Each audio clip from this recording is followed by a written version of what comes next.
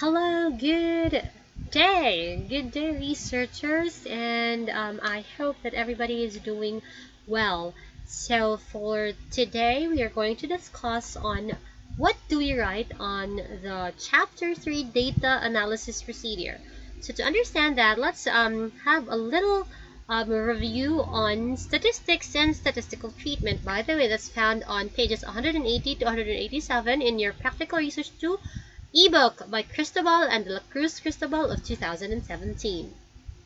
Alright, so yes, Chapter 3 Data Analysis Procedure. High five! Alright, let us first understand descriptive statistics and inferential statistics. It's just a sort of short review because I know that you have statistics as part of your course, especially for the academic strands and especially for the STEM strand. Alright. So, descriptive statistics, basically, that involves tabulating, depicting, describing the collected data or data. The data are summarized to reveal overall data patterns and make them manageable. And again, because we are having quantitative research, quantitative means quantifiable, means numerical, means that we can measure our variables, right? So that is why we use statistics to tabulate the numerical data, right? And another is inferential statistics. So it's two, the descriptive one and the inferential statistics. So what is inferential statistics?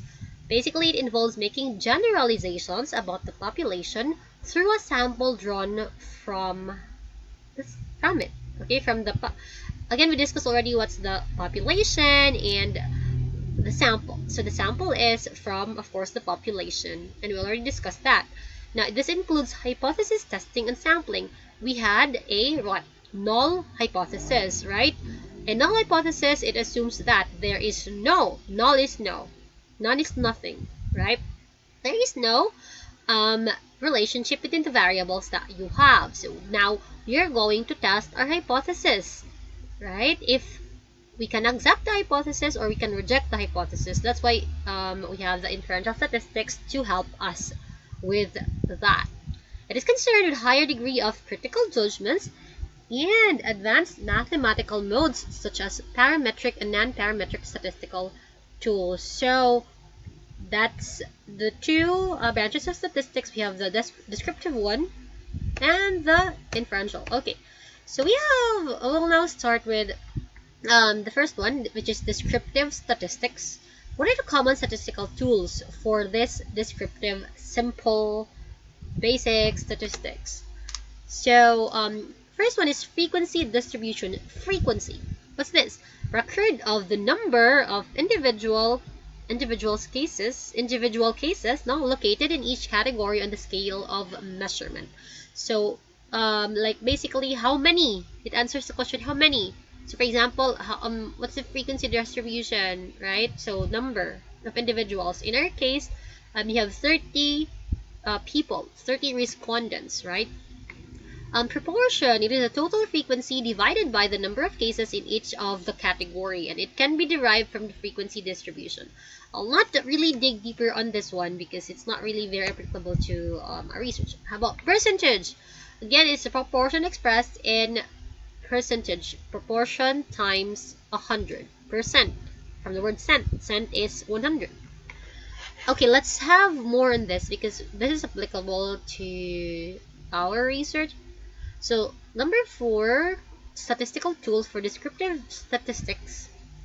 Measure of central tendencies. This indicates where the center of the distribution tends to be located. So, it refers to the typical or average score in the distribution. So if you say 10 central tendencies, you have 3: mode, median, and mean. What's mode? Refers to the most frequently occurring score in the distribution. For example, in the respondents, like for example, respondents of 30, and majority in this 30 respondents, their grade, right, is 97. Let's just say that it's 97 because these 30 respondents, majority around maybe 25 of these students their academic performance, let's say 97 GPA. So the mode becomes 97, score, okay? Median, the middlemost value in the distribution below or above, which is exactly 50% of the cases. Median, from the median, right? It's like more like the center, and that's why it's 50%. Alright, now mean. Okay, so again, we will get the mean scores, and later on I'll give you examples of why this is important. Mean, exact mathematical center of the distribution. So, as ng center, okay? Sa respondents yung mga 30, silang i-answer, unsay mean nato. And then, it's important to understand that because we'll be getting the mean, no, for our kanang data or data. Number 5 is variability of dispersion. Refers to the extent and matter in which the scores in a distribution differ from each other. We have range. This is the difference between the highest value and the lowest value in the given distribution. Average deviation is the measurement of variation that takes into consideration the deviations of the individual scores from the mean, variance, square root of the standard deviation. And standard deviation, square root of the quotient of the total square deviation on the mean and the total number of cases. And let's not bore ourselves with, we're not really should be focusing on the mean. The statistics. The important thing is we understand basic lang. Now, as early as now, let's focus our attention to mean. This one, mean, and SD or standard deviation. Kung naay mean nga sukdon, puyog jud na sila ni standard deviation. It's like peanut butter and jelly, like you and me, inseparable na si mean. Basta magkwakag mean, you also get an SD or the standard deviation. Generally, naman siya mga important things nga we remember, for descriptive statistics, kay mo na siya applicable nato. Alright, that's it. And before discussing the inferential statistics, let's first understand the levels of measurement of variables. We already discussed variables. Ito yung mga lain kinds of variables. There's many nga variables. Ito continuous, ito categorical, nominal, bivariate. Those are variables katong early pa yun natin discussion. But let's understand the levels of measurement. What's may level sa pag-measure sa variables? Basically, there are 4. We have nominal, ordinal, interval, and ratio data. Nominal data or data, these are attributes that only name variables. From the word nominal name, nominus, Latin, nominal, so name. So, female, that's a nominal data. Male, it's a nominal data. Alright, ordinal, okay, attributes that can be ranked or ordered, mostly used in Likert scaling. So, order, ordinal, diba? Ato na discuss. So, 1, 2, 3, 4, 5, 6, 7, 8, it can be ranked, And interval data, so may siya attributes of variables where the distance from one number to the other has a meaning. For example, ang mga scores sa tests, that's an interval data in a sense that ang score nga 0, if you compare sa score nga 30, which is perfect score ang 30, na siya difference 0, wala jud kay score, but 30 is the perfect score.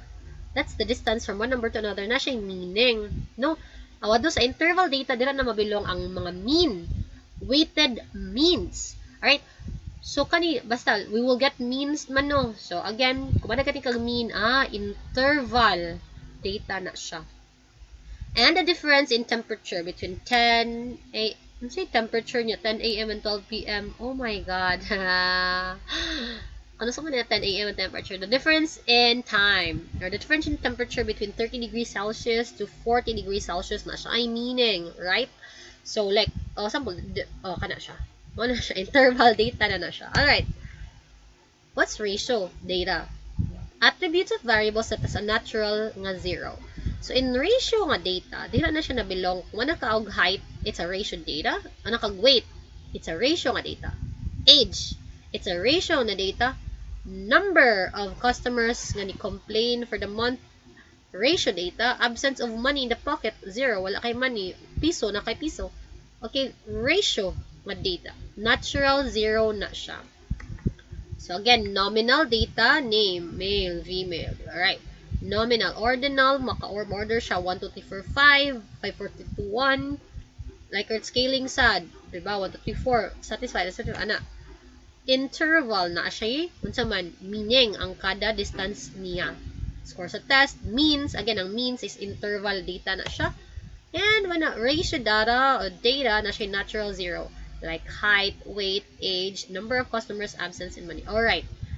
Okay, so I hope that's clear. So we have nominal data, we have ordinal data, interval data, and ratio nga data. Common statistical tools for inferential statistics. So ganina no, kaya about descriptive statistics niya. Ingko sa descriptive statistics, at hunahon mean and standard deviation. Kaya mo usually jud nato nga gamiton. Alright, so common statistical tools for inferential nga statistics kay parametric and non-parametric tests. No, parametric tests, the level of measurement must either be interval and ratio nga data for parametric. Kung sa ganitong interval, naa siya'y interval, naa siya'y meaning ang iyahang space, ang from one number to the other. Ang ratio na ay natural zero.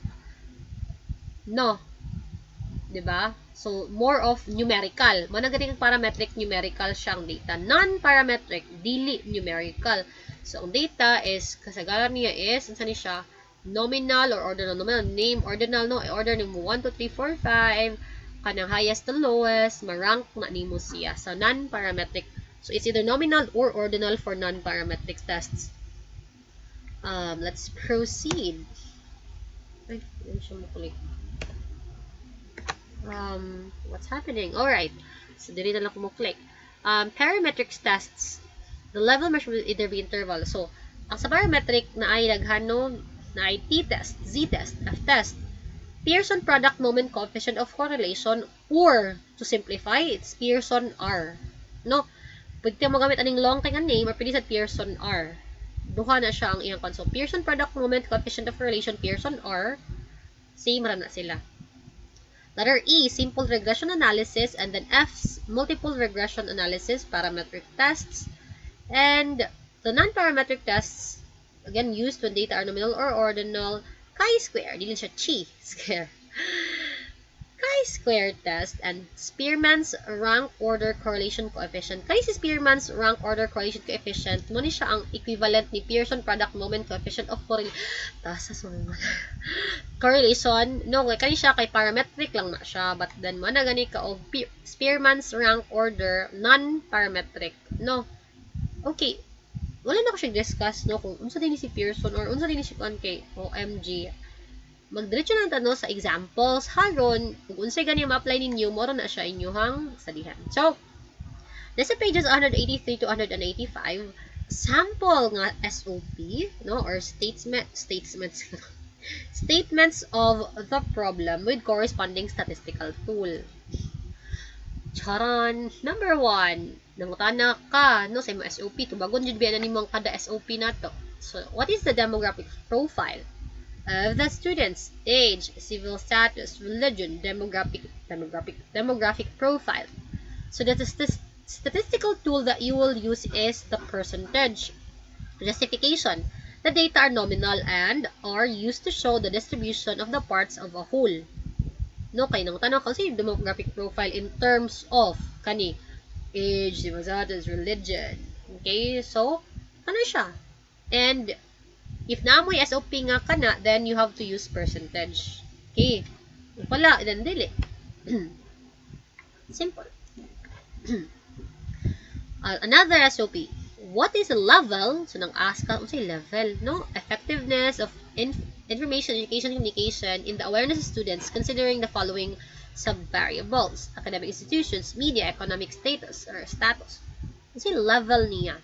Now, you're asking for the level. So, ang statistical tool nga gamiton is weighted mean. And justification. The researcher is looking into the average, no, of some elements within different weights on the result than other elements in the set. So, nangutana ka unsa ang level ani nila 1, 2, 3. So, weighted mean. Unsa man weighted? Naman siya kada usa ani nila na ay mean, no? Si academic institution usa, si media na usa ka mean, si economic status na usa ka mean. Tas gi-add ang ilang mga means, and then that's your weighted mean. Next, please. What is the level of academic performance of the students? All right. So, we are looking into the level no sa mga estudyante. Unsa man ang ilang level of academic performance? At bas kanang since you are asking for the level of the students, your statistical tool is average weighted mean. The researcher is looking into the average of some elements with different weights on the result rather than other elements in the set. The same, no? So, nangutan mo ka, unsay level sa mga estudyante? Asa mo siya na belong? No? Kung man kag level, asa mo siya nga level? Ato ba siya sa high performing, low performing, average performing? Kasi mo na siya, basta mangutan na ka og unsay ang level. Wala na kaningon nga unsay ihang kanang academic performance yung grado, diba? Okay? So, if you're asking for the level of academic performance, average weighted mean. Next, what is the significant relationship between religious beliefs and effectiveness of this one in natural family setting? So, it's a chi-square test. Kay categorical man siya ang religious belief, and then ang kani siya is ang interval data. So, since namang kay categorical nga variable, mo na nga nag-chi-square test ka since nominal ang imuhang data. Naman kay nominal data nga gigamit. So, mo nang chi-square test ang gamiton. Now, what is the significant relationship? Kasagaran mo ba no, mga question between level of social media addiction to the academic performance of the students. So, statistical tool is kato, Pearson R, or in iyang talas nga pangan kay Pearson Product Moment Coefficient of Correlation. Since mo ni ang gamiton jud nato no to analyze relationship between two parametric na variables. Again, so if mo ni mo ang majority no sa students nga handle nako kay mo ni kasagaran ang ikalast nga SOP unsay significant relationship between sa kani nga variable to this other variable. So gamiton nato guys kay Pearson R or Pearson Product Moment Coefficient of Correlation. What's the significant relationship between parenting styles and their level of self-esteem? So ang kani nga gamiton kay katong equivalent ni Pearson si Spearman's rank order correlation coefficient used to analyze the relationship between one nominal and ordinal. Diba nominal man si parenting styles kay ang parenting styles man go dili nimo siya ma-order, diba? Dili nimo siya mga 1, 2, dili. Parenting style is categorical man gud siya. Unsay parenting style niya? Permissive ba? Authoritative, authoritarian? Mao na siya. So unsa man na siya? Those are what? Nominal na siya nga data ini ka present nato. So ang gamiton kay Spearman's rank order correlation coefficient. All right. Does the level of internet addiction significantly predict the academic performance of students? So, kani nga variable kay ang internet addiction, makapredict ba siya sa academic performance? So, sa internet addiction is, sa ganito siya, this is our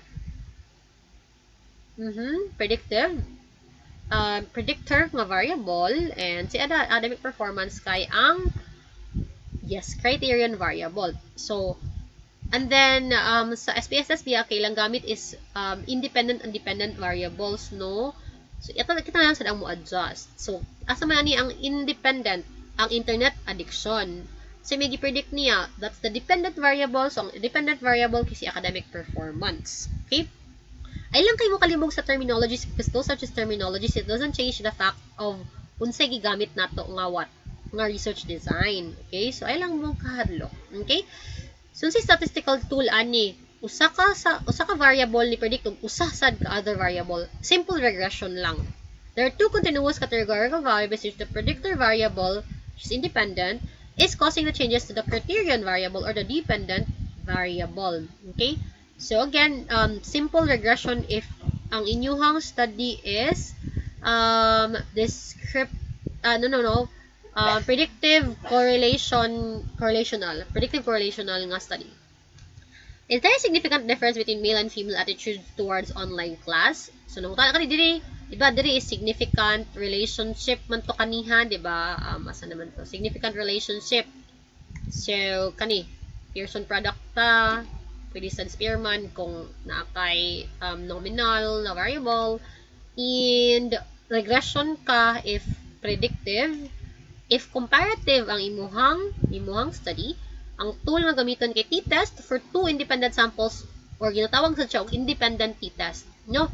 Pwede kami mag-t-test for two independent samples or independent t-test because two groups are being compared, si male o si female. Okay, so kasi na comparative, muna siya statistical tool. Alright, we're done! So, nalang ko examples, kay minsan saan siya kasulat na dyan mismo sa data analysis procedure. So, kalma. Nata example. So, I hope maklarer siya. So, sa comparative nga study, mo ni siya sample SOP. Okay, stated problem. Specifically, it sought answers to the questions. Unsay frequency sa athletes, unsay level sa ilang management, anana, level, unsay significant difference between the two. So, ang last nga pangutana is there significant difference between the level of time management sa athlete ug sa working nga students. So, ang mahitabuan na inig ka data analysis procedure, pwede na dyan inaani ang data analysis procedure. The following are the kanang gigamit. No? So, frequency or percentage were used to the assessment of the respondents sa ilang personal profile. Again, kay mo, nangutana man silang frequency sa athlete sa number 1. So, mo na nga, igamit nilang frequency and percentage. Nangutana man silang SOP. Igwa ka nangutana na, okay rag wala. Next is, again, no? Nandiyon ang mean o standard deviation were used to identify the level. Kaya nangutana man ka sa unsay level of time management nila. Tana ka og level. Again, no, usually sa SOP ninyo, nangutana mo, unsay level nila. So, if nangutana ko unsay level sa ilang kanang self, okay, basta daghan kitog mga level. So, mean and SD are used. Pares na sila per me. So, ganina, di ba yung independent t-test? If duha ka means, so difference between the two. So, mo na nga independent t-test ka. So, ina na, pwede lang nani siya, diretso ra siya, no? Nasa tayo another example ay.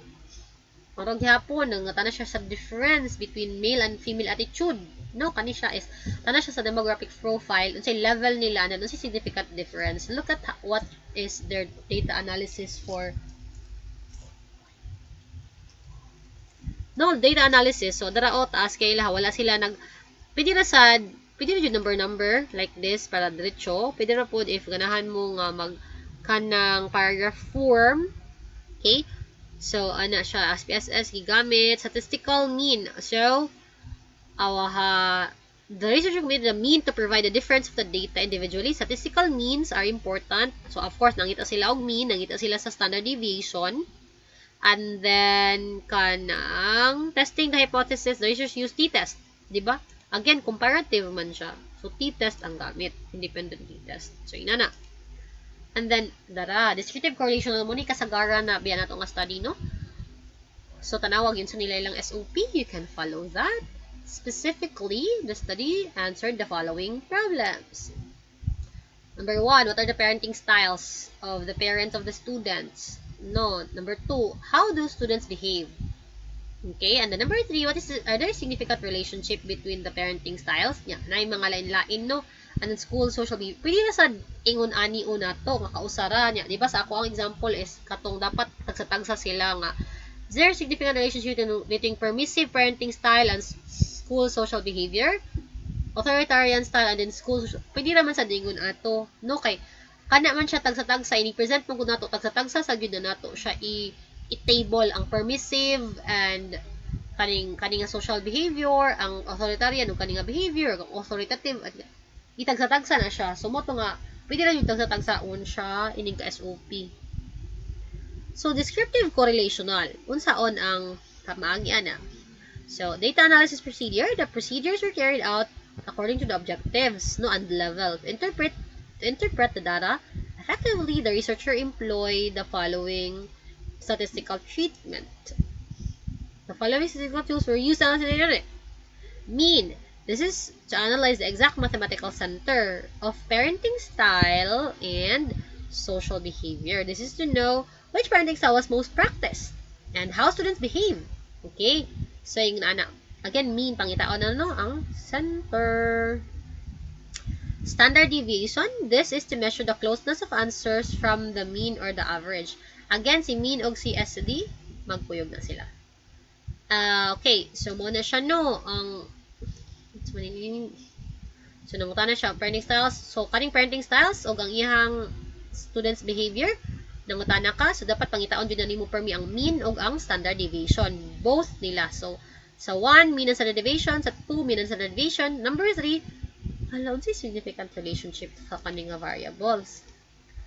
So, tadaan, Pearson R analyze. This is to analyze the relationship of the parents parenting style. Okay, miss, example lagi ganina sa imong parenting style kay nga naman nga nagamit ka o dili lagi to Pearson R ang gamit nato. Sa to imong gi-example kaniha. No. Dara si Spearman lagi to, miss. Okay. So, actually pwede man ta mo gamit pod og Pearson product coefficient, no? Kung ato ang i-compare ang kaning duha ka variables niya. Unsay variables ani dinhi? Wait lang. Nag-ask si SOP og parenting style and behavior in terms of social behavior. Unsay social competence nga level nila ug unsay ilang antisocial behavior sa mga estudyante. Okay, kani since we are talking about the level of kanang mga students, diba?